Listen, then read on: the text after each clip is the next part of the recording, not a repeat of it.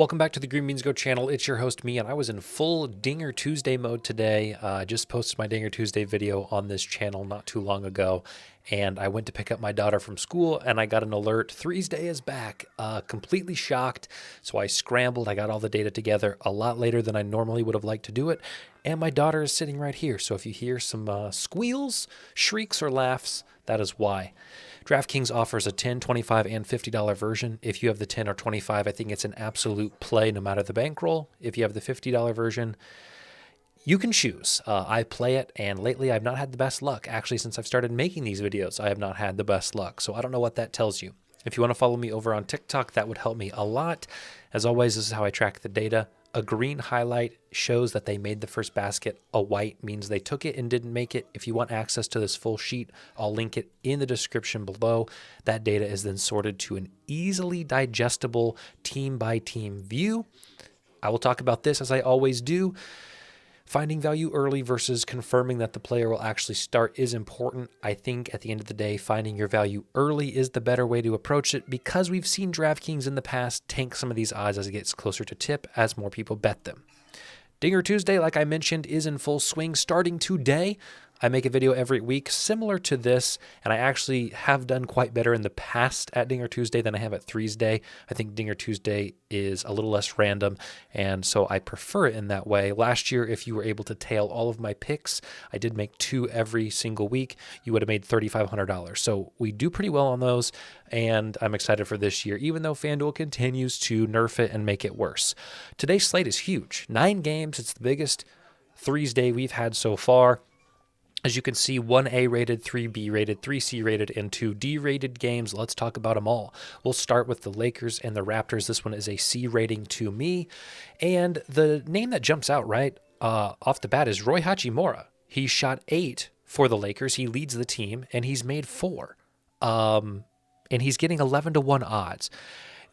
That's insane to me. That's unbelievable to me. That's wild to me. I think Rui Hachimura is the play for this game. By a mile.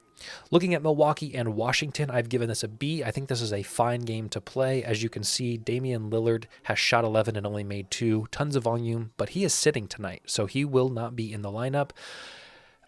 Otherwise, I don't really know. Jordan Poole has picked it up. He has made 3 shots on his 3 attempts, but Kispert has been the volume guy for Washington. Both of those odds reflect it appropriately. If you want to reach for any value, maybe Middleton. He has shot 3, and if you take out Lillard, it's kind of an even spread for Milwaukee. He's only hit 1, but at 8-1, I think there's value there, but probably not the one I'm going to play tonight. OKC in Philadelphia gets a C rating to me. Expect about a $25 free bet back. Lou Dort at 6-1 is probably the play that I like the most, although Josh Giddey and Tobias Harris are not bad for some other flyers. This game is pretty spread. You can see Holmgren and Dort lead OKC in volume. Jalen Williams comes in second, but he is not playing tonight. He's actually out of the lineup. As for Philly, Maxey at 350 is about fair. Kyle Lowry does shoot a lot early, 5 and 1 made. But again, Tobias Harris at 10-1 I think is a good spot if you choose to go with this game. For New York and Miami, this game just screams defense. I would stay away from this one, but Nikola Jovic at 550 is the one that talks to my soul because he shot 6 and he's hit 3. A big volume guy, Duncan Robinson, at almost 4-1 isn't horrible, but awful. It's an awful record. 9 attempts and only 1 made.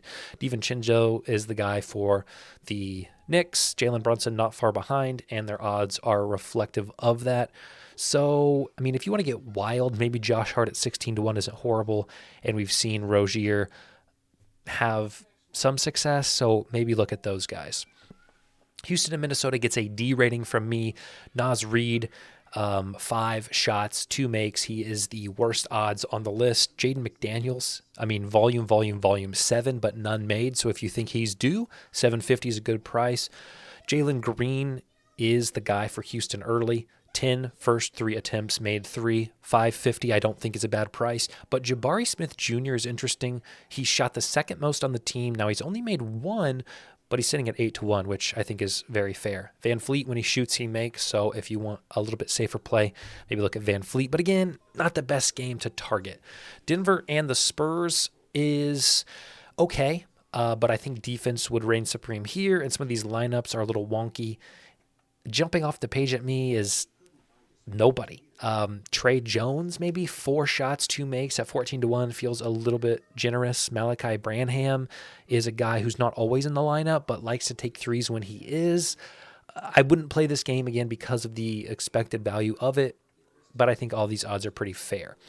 Cleveland and Utah, Donovan Mitchell just got ruled out, actually, while I was making this. So I was lucky to get these lines updated without him in it. Taylor Hendricks at 10-1, Bryce Sensabaugh at 6.5, and Colin Sexton at 9-1. All are in that range that I really like. Sensabaugh has shot 5 times and not made any. Hendricks has shot 6 times and made 2.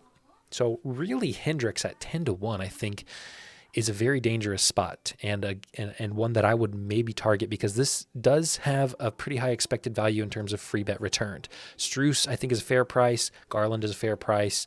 Everybody else seems pretty good, but Hendricks at 10-1 I do feel is a little bit generous and is a line that I might target later this evening. Let me check if this game is available because as of the time I put this together, Kawhi gets ruled out and no lines are available. So let's go look real quick and see if they've posted them yet. And they have not. But that's okay. We don't need them to. We will just talk about it. It's a little unfortunate because this is a good game. It could be a good game for the Clippers and the Kings in terms of value, probably about a $30 bet returned. Ellis would be the guy that I would target for Sacramento if his odds are still, 500-600. And for the Clippers, maybe James Harden, maybe Paul George, but I know Paul George is going to be like 350 or worse, so probably not. So if Ellis is around 600, he would be my suggestion for this game. Last game of the night and probably the most popular game. It is the game I've given an A rating. Hopefully we can squeeze out a $30 free bet from this.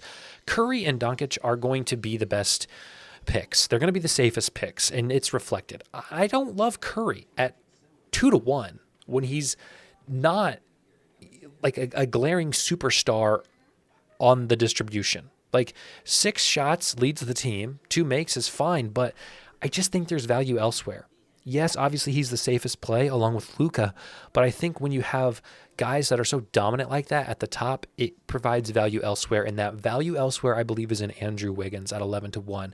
And these 4 shot and 2 made have come recently. Now, I know Curry has been out of the lineup at times, and I know Clay hasn't always started, and he's probably starting tonight, so that skews the data in Wiggins' favor, but I still think at 11-1 there's good value there. Even at Draymond Green, a flyer 17-1, if he's not ejected before the first 3 is made, he's a good spot. Kuminga I don't honestly hate at 20-1.